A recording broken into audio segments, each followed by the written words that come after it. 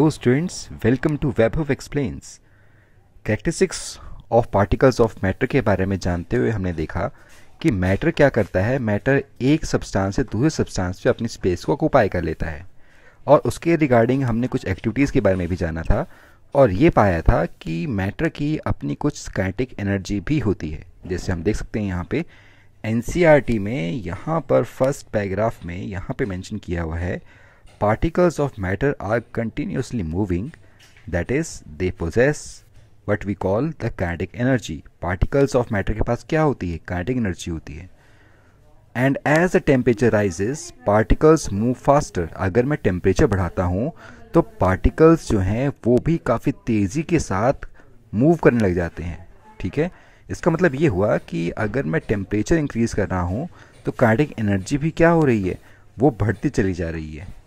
ठीक है स्टूडेंट्स, इसी वजह से बहुत अच्छे से इंटरमिक्स हो पा रहे हैं।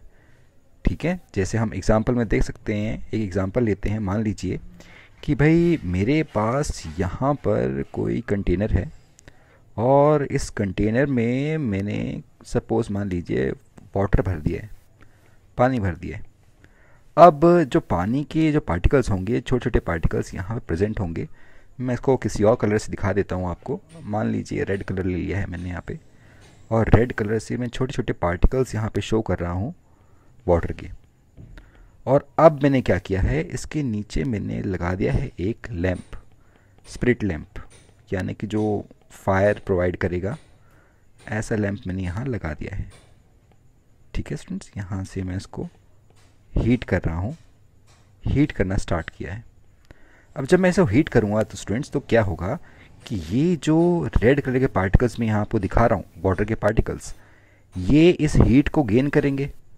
और हीट को गेन करने पे क्या होगा स्टूडेंट कि ये पार्टिकल्स ये एक पर्टिकुलर स्पीड एक्वायर कर लेंगे। जो स्पीड है, इनके पास एक पर्टिकुलर स्पीड आ जाएगी हीट एनर्जी की वजह से, जो हीट एनर्जी इसको मिल रही है due to this fire. Okay, और वो हीट एनर्जी गेन करके वो इधर से उधर भागने लग जाएंगे। यानी इनके पास क्या आ जाएगी? इनके पास आ जाएगी अपनी एक काइनेटिक एनर्जी। काइनेटिक एनर्जी वो एनर्जी होती है जो किसी मूविंग ऑब्जेक्ट में होती है, किसी मूविंग पार्टिकल में होती है। इसके बारे में हम आने वाले दूसरे चैप्टर्स में पढ़ेंगे डिटेल में। काइनेटिक एनर्जी, पोटेंशियल एनर्जी, इन सब के बारे में डिटेल में पढ़ा जाएगा आने वाले चैप्टर्स में। अभी के लिए आप इतना समझ लीजिए कि काइनेटिक एनर्जी के अंदर जो पार्टिकल्स होते हैं वो कंटिन्यूसली मूव करते रहते हैं। तो यहाँ पे इन्होंने हीट एनर्जी गेन की और हीट एनर्जी गेन करने के बाद कुछ स्पीड इनको मिल गई और स्पीड मिलने की वजह से इधर उधर भागने लग गए। और इस वजह से क्या हुआ कि ये पार्टिकल्स अच्छी तरह से इंटरमिक्स हो जाते हैं इन द कंटेनर। तो इसका मतलब ये हुआ कि अगर मैं किसी भी मैटर के पार्टिकल्स को किसी दूसरे मैटर के पार्टिकल्स में इंटरमिक्स करना चाहता हूँ तो मुझे क्या करना पड़ेगा? मुझे इसको थोड़ा सा उसका टेम्परेचर जो है वो राइज करना पड़ेगा। जिससे आप देख सकते हैं यहाँ पे particles of matter can intermix on their own with each other, यहाँ लिखा हुआ है एनसीईआरटी ने। तो इसका मतलब क्या हुआ कि पार्टिकल्स जो हैं इंटरमिक्स हो सकते हैं, लेकिन वो इंटरमिक्स कैसे होंगे? जब हम उनको टेम्परेचर देंगे, हीट करेंगे, तो उनके पास काइनेटिक एनर्जी आ जाएगी और काइनेटिक एनर्जी की वजह से वो मूव करने लग जाएंगे और मूव करने की वजह से वो प्रॉपरली इंटरमिक्स हो सकते हैं। ठीक है स्टूडेंट्स, तो ये है कॉन्सेप्ट काइनेटिक एनर्जी का और इस कॉन्सेप्ट को हम डिटेल में दूसरे चैप्टर्स में पढ़ेंगे, आने वाले चैप्टर्स में। ओके स्टूडेंट्स, अब चलते हैं हम अपने नेक्स्ट कैरेक्टरिस्टिक फीचर की तरफ, जो कि है particles of matter attract each other. यहाँ पे आप देख सकते हैं particles of matter attract each other. इसका मतलब क्या है कि भाई ये जो पार्टिकल्स ऑफ मैटर हैं वो इस तरह से आपस में जुड़े होते हैं। जैसे आप यहाँ एक इस डायग्राम में देख रहे हैं, इस फोटो में देख रहे हैं कि यहाँ पर ये सारी गर्ल्स यहाँ पे खड़ी हुई हैं एक दूसरे को होल्ड करके। तो इसी तरह से क्या होता है, बेसिकली आपके जो पार्टिकल्स ऑफ मैटर होते हैं वो भी इसी तरह से आपस में एक के दूसरे के साथ जुड़े होते हैं, एक दूसरे के साथ जुड़े होते हैं। एक अट्रैक्टिव फोर्स रहती है इनके बीच में। इनके बीच में क्या रहेगी? एक अट्रैक्टिव फोर्स रहती है। ये अट्रैक्टिव फोर्स बेसिकली क्या करती है? ये मैटर्स को आपस में कंबाइन करके जोड़ कर रखने का काम करती है। ये हर एक पार्टिकल्स में होती है। जैसे सपोज करो मैं बात कर रहा हूँ किसी आयरन ऑब्जेक्ट की, तो उसमें भी ये अट्रैक्टिव फोर्स पाई जाएगी। अगर मैं बात कर रहा हूँ किसी चॉक चौक की, मान लीजिए मेरे पास कोई चौक है, इस पे मैं वाइट बोर्ड पे, इसी ब्लैक बोर्ड पे लिख रहा हूँ, तो उस चौक के पार्टिकल्स में भी कुछ ना कुछ फोर्स होगी। और इस तरह से रबर बैंड में भी, आप रबर बैंड देखा होगा, आप जितना मर्जी स्ट्रेच कर लीजिए वो दोबारा अपनी शेप को रीगेन कर लेता है।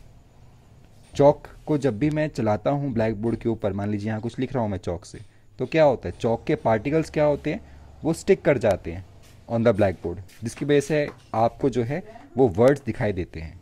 ठीक है, चौक को आप कैसे भी तोड़ लीजिए, कुछ पार्टिकल्स उसके चौक में ही रह जाते हैं और कुछ पार्टिकल्स निकल जाते हैं वहाँ से। रबर बैंड को जितना भी स्ट्रेच कर लीजिए, वो दोबारा अट्रैक्टिव फोर्सेस की वजह से अपनी दोबारा उसी पोजीशन पे आ जाता है।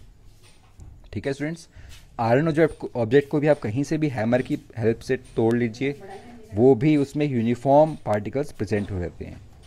जैसे आप देख सकते हैं यहाँ पे कि हमारे जो एनसीईआरटी है, एनसीईआरटी के अंदर यहाँ पे जो आपको एक्टिविटी बताई गई है 1.8 एक्टिविटी बताई गई है, इसमें यही बताया गया है। ठीक है स्टूडेंट, तो इससे पता लगता है कि हमारे जो पार्टिकल्स होते हैं इनके पास एक फोर्स है, फोर्स मैटर है, force acting between them, and this force keeps the particles together, and the strength of this force of attraction varies from one kind of matter to another।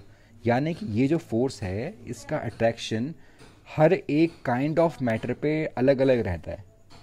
अब kind of matter से क्या मतलब है, यानी कि एक matter क्या solid है, क्या लिक्विड है, या गैस है, या फिर कैसा है वो मैटर, उस पर डिपेंड करता है कि उनके बीच का फोर्स कैसा होगा।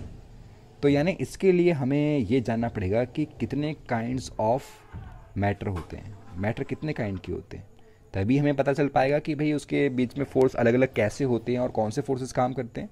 तो ये सब जानने के लिए आपको थोड़ा वेट करना पड़ेगा, और इसके बाद में नेक्स्ट वीडियो में इसके बारे में बात की जाएगी कि काइंड्स ऑफ मैटर क्या क्या होते हैं।